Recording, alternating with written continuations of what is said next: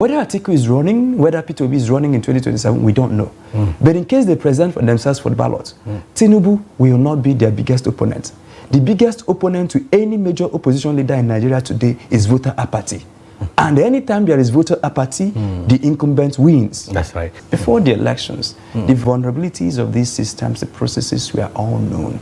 And the political parties themselves, especially the opposition political parties, have also not done enough. It is not enough to go to fields and to snap pictures with market women and to tell people to come out and you put music for them and they are dancing wearing your t-shirts, but you will not do well enough to protect the mandate they are going to give you.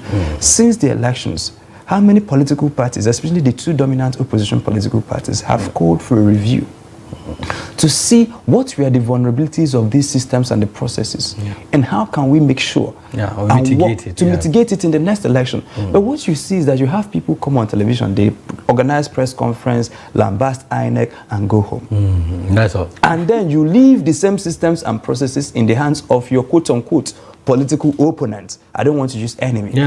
Your opponent writes the laws, your opponent passes the laws, your opponent gets the gadgets approved, your opponent appoints INEC their commissioners, your opponents, and then come 2027, you go to the field and tell the people that you will win.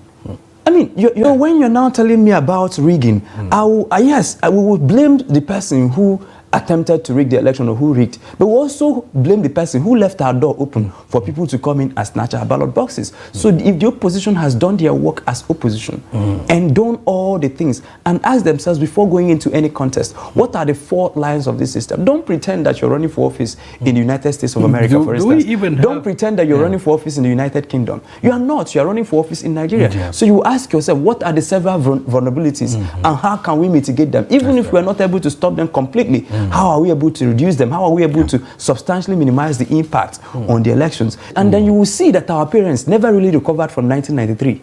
Because shortly after the elections were annulled, the same hope that Nigerians had was dashed. And people never really participated. And same happens to 2023. In 2023. And if it is not well managed, that is why I invite the opposition parties. I see them running around now, going around, donating 20 million naira here, donating 20, hugging market women here. They're already campaigning for 2027, but the laws that will govern the elections, the systems that will govern the elections, you are not investing in it. And until you invest in it and then get back Nigerians to see that these issues have been satisfactorily resolved, you will not get people to come out en masse to vote in 2027.